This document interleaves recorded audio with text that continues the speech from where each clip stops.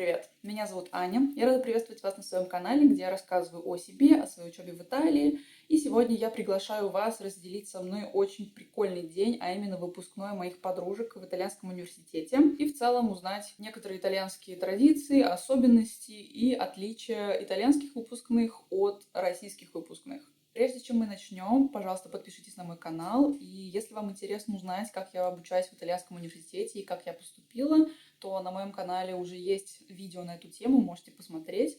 Ну а теперь я расскажу вам, как выпуститься из итальянского университета. Надо сказать, что выпускные в Италии вообще кардинально отличаются от выпускных, например, в России. Как это происходит у нас? Каждый год в одно и то же время вся группа защищает дипломы, либо, например, как это было у нас не было защиты дипломов, потому что я закончила медицинский университет, но мы сдавали государственный экзамен. И вы вот всей группой сдаете этот экзамен, а потом всей группой вам вручают дипломы, и вы идете все вместе тусить, вот этой всей огромной толпой.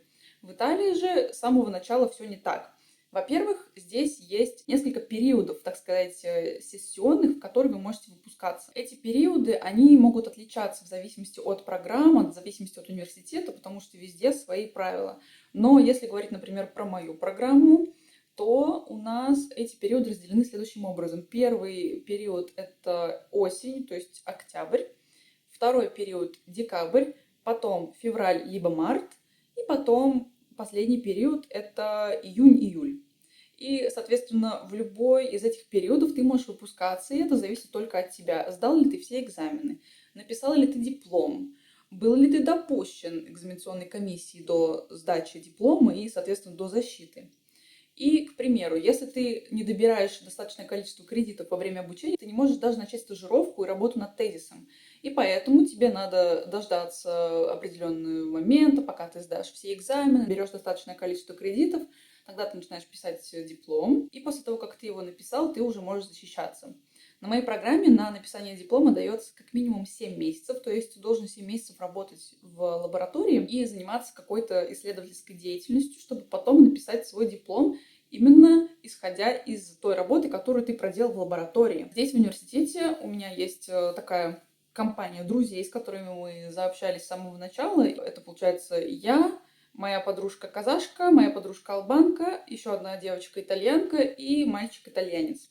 И мы все выпускались в разные периоды, потому что, например, у меня и у еще одной моей подруги писание диплома заняло аж 9 месяцев, потому что мы с ней работали в лабораториях обе в разных, но профессора там сделали как бы такое одинаковое условие, что если ты хочешь работать у меня, то это как минимум 9 месяцев, потому что, например, у нее там были какие-то очень сложные эксперименты химические, я до сих пор не понимаю, что она там конкретно делала, потому что каждый раз, когда мне объясняла, нет, с химией у меня не очень хорошо. А у меня была работа с мышами, и до сих пор есть, потому что я все еще пишу диплом, я самая последняя в этой компашке буду выпускаться. Но у меня понятно, почему было 9 месяцев, потому что он сказал, что как минимум 2 месяца тебе надо, чтобы научиться работать с мышами, как правильно делать инъекции, как там с ними обращаться, это все тоже занимает время, и поэтому первые там 1,5-2 месяца я просто училась, как это все делать, а потом уже я начала сама работать, сама делать инъекции, сама проводить все вот эти тесты, и это оправданно, почему ты должен больше времени, да, потратить. И вот так получилось, что мой друг итальянец и подружка албанка выпустились уже в октябре. И сейчас в декабре 2 оставшиеся подружки тоже выпускаются. И я хочу вам показать, потому что для них мы сделали все, так сказать, по правилам. И сейчас я вам расскажу, как вообще в Италии проходят вот эти церемонии вручения дипломов. Я, опять же, повторюсь, что я говорю исключительно за свою программу, потому что даже в пределах одного университета абсолютно разные правила. Например, даже вот со мной в лаборатории работала девочка, которая тоже выпускалась сейчас в декабре. И как у нее это происходило? В один и тот же день она приходила защищать свой диплом перед комиссией, и в тот же день ей вручали диплом. Логично, да? А на моей программе не так. На моей программе один день отводится на защиту дипломов перед комиссией, а другой день, либо через день, либо на следующий день, уже непосредственно вручение дипломов и вот эта торжественная часть с последующими этими пьянками. Таким образом, вот этот первый день, когда ты защищаешь свой диплом, ты приходишь со своей презентацией. Презентация у нас примерно должна была длиться минут 25-30. То есть ты все это время разговариваешь, и перед тобой сидит комиссия из 3 преподавателей. Это твой непосредственно научный руководитель, потом твой оппонент, который будет задавать тебе вопросы, всячески тебя топить, и третий человек — это просто президент вот этой комиссии, и потом они все в конце твоего выступления дают оценку. Эта оценка присоединяется к тому баллу, который ты заработал перед тем, как писать диплом, то есть за все свои экзамены. Ну и все, собственно. А потом уже на другой день это торжественная часть, когда все собираются в огромном зале вместе с друзьями, родственниками, там все, короче, кто только можно, набивается в один огромный зал. И каждый отдельно выпускник еще раз произносит некоторую речь, там буквально презентация на 3 минуты, где нужно быстро описать, чем ты занимался все свои 7 или 9 месяцев в лаборатории, а потом торжественно каждому индивидуально вручается диплом, и потом все расходятся по своим кучкам, по своим друзьям и родственникам, чтобы уже идти дальше праздновать. И вот это такое было тоже необычное наблюдение, потому что, по сути, твой выпускной — это такой твой индивидуальный праздник. То есть здесь нет такого, как у нас, например, когда вот вы все вместе, защитились или сдали экзамен, вам всем вместе дали дипломы, и вы вот идете всей своей огромной группой куда-то тусить. Такого нет. Здесь твой выпускной, ты король или королева. Тоже, кстати, такая вот итальянская традиция. Выпускники заказывают себе такие огромные короны на голову из лавровых листьев, которые вот символизируют, мудрость, что там еще, короче, круто. Ну и потом уже начинается непосредственно, праздник, когда все выпускники расходятся по своим кучкам, кто там родители, родственники, друзья, коллеги из лаборатории, все вот вместе идут в бар на аперитиво, все вместе тусуются. Потом, конечно же, под вечер родители должны куда-нибудь уйти, потому что начинается главная, так сказать, часть. И очень прикольная традиция существует непосредственно в Венето, в регионе, где учусь я. И, точнее, как сказать, когда мне про это рассказывали, мне говорили, что это именно традиция венецианская. Но, как показывает практика, это распространено еще и в других северных регионах. Но вот, например, некоторые мои знакомые из Милана, которые учились в Миланском университете, они вообще ни сном, ни духом, что это за традиция, потому что у них такого нет. А вот в Венето здесь буквально для каждого выпускника делается такая штука, которая называется папиро. Что это такое? Папиро — это такой огромный лист ватмана, на котором печатается карикатура выпускника и также всякие его всратые фотки. Потом также делается такой кроссворд. И кроссворд обычно они делают...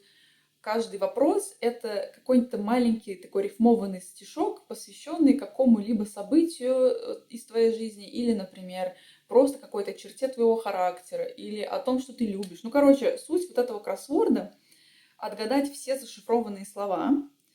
И каждый раз, когда ты отгадываешь слово, тебе нужно прочитать вот эту маленькую поэмку, вопрос. Ты его читаешь, и если ты ошибаешься, тебе надо пить.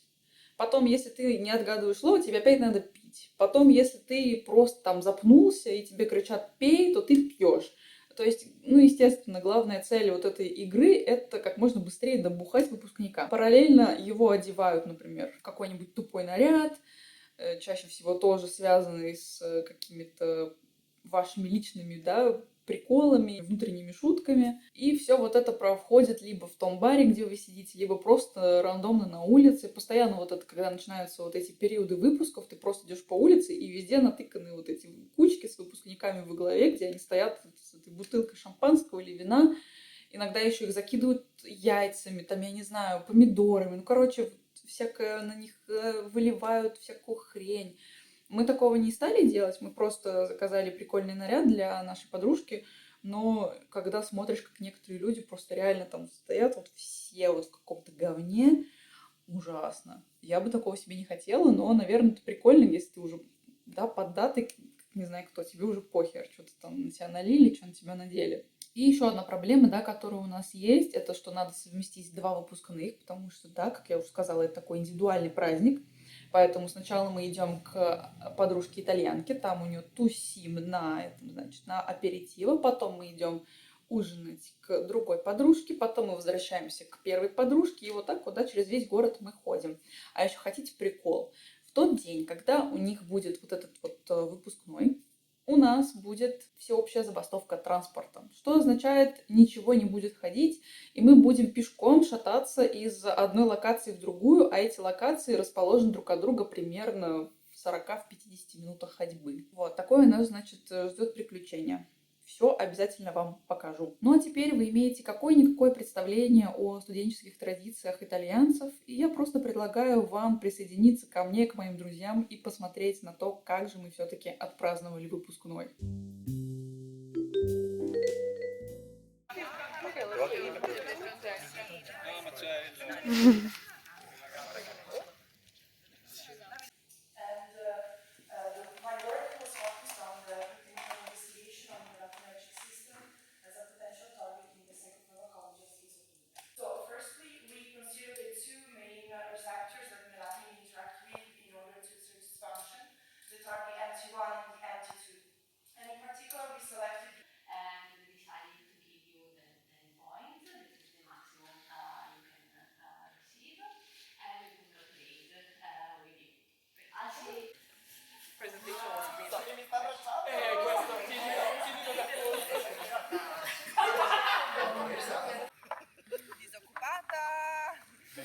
Venuta nel club. Cosa dici tu? Ah, il nostro club, il suo club.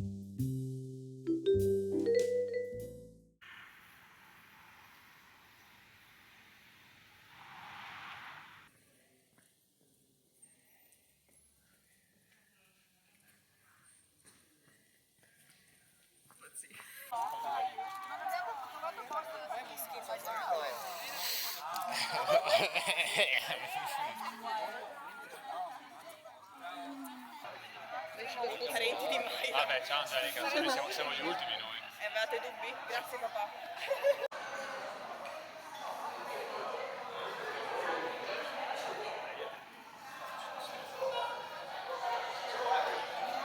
My name is Mara Aldanova, and my thesis defense was on the topic nanovirus as delivery system for anti-cancer drugs, investigation of both chemical and enzymatic methods of preparation.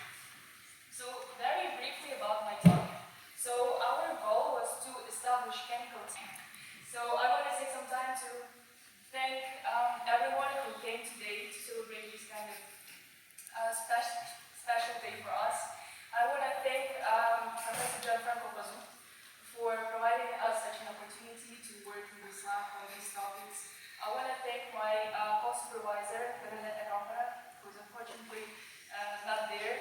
And I want to thank, of course, my family, my lovely boyfriend, and I want to thank my Gaza community who always supported me in this way.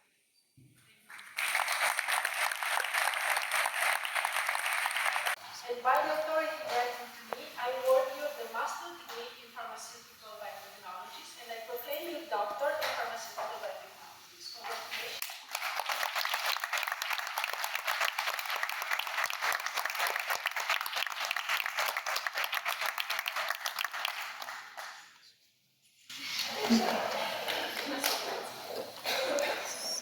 Allora, signorina Erika Alfonso, 110 su 110 lode, e per l'autorità contenuta vi rilascio la laurea magistrale in Pharmaceutical Biotechnologies e la proclamo dottore magistrale in Pharmaceutical Biotechnologies.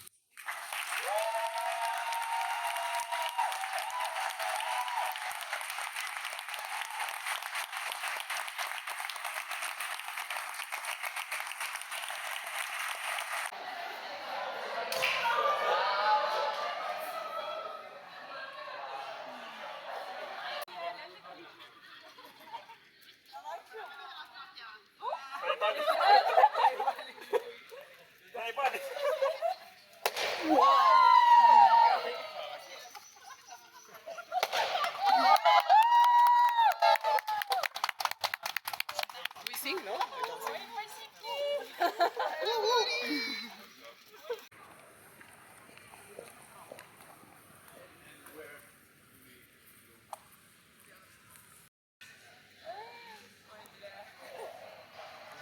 Как это открывается?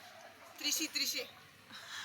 Не страшно. Наклейку потом бери, вот которая. Я убрала ее.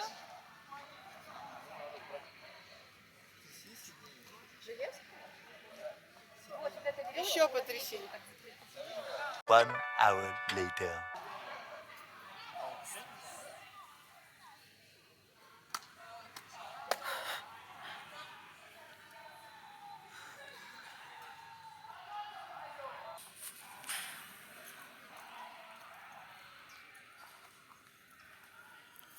Stop Me Stupid Bitch.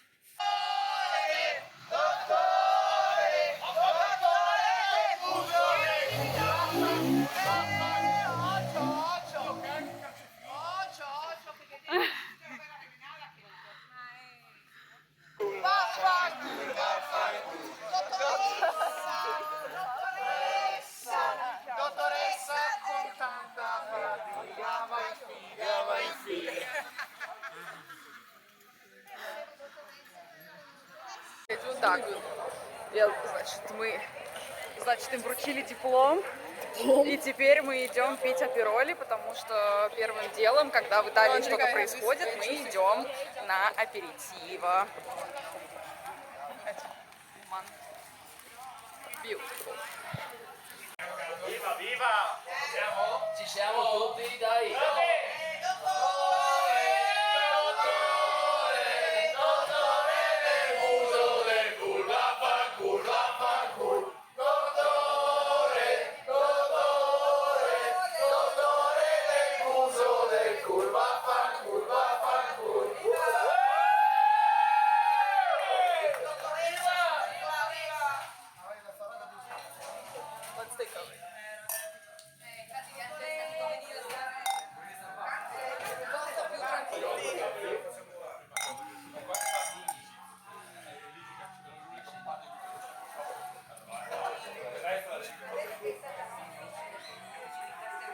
Cup on me. Sorry. And then what we did is that we returned home, we ordered some Greek food. Me and Lorenzo were eating like pigs. And also Anna eats like a cinghiale. So then what she did was like, I don't feel like eating anymore. Guai quello là piccante. У меня самые красивые подушки. She said, I have the Ivo, scrivilo con la polpetta, non vuoi che ci doni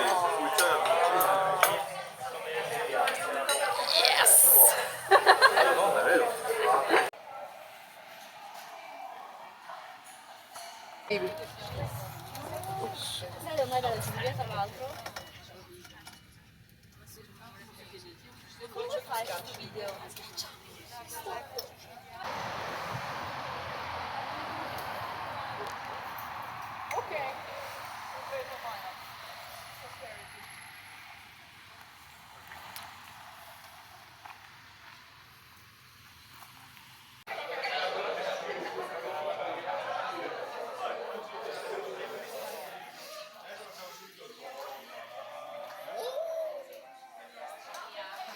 I smell fried stuff. Apparently a girl. Oh Dio santo! Dio santo, Dio santo! Questo mi sa che è classica. Madonna mia!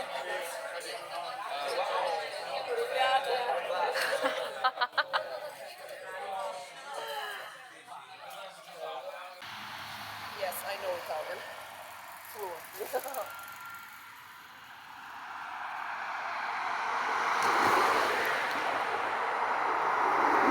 You know what would be the best experience if you just stop a car and be like, are you passing to Ponti Romani? Yes, we're coming. I don't ask that because I want especially. Madonna, it's only 10 o'clock.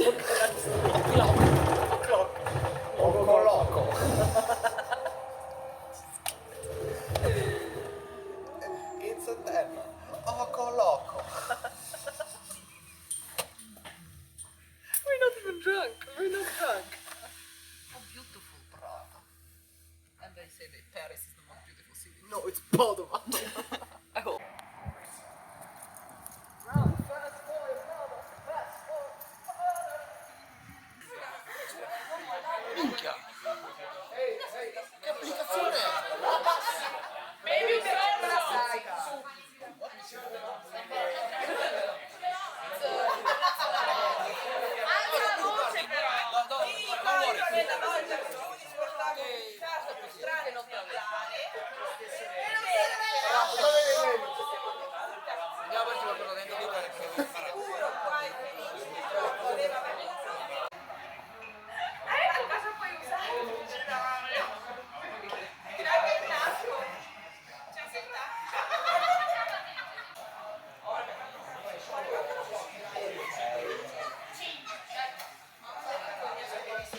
Вот такая получилась история. Мне на память, вам на радость. Пишите в комментариях, что вы думаете, понравилось ли вам это видео, как вам вообще итальянские традиции. Мне будет очень интересно почитать ваше мнение, пообщаться с вами. И, конечно, я еще раз приглашаю вас подписаться на мой канал, чтобы не пропустить новые видео.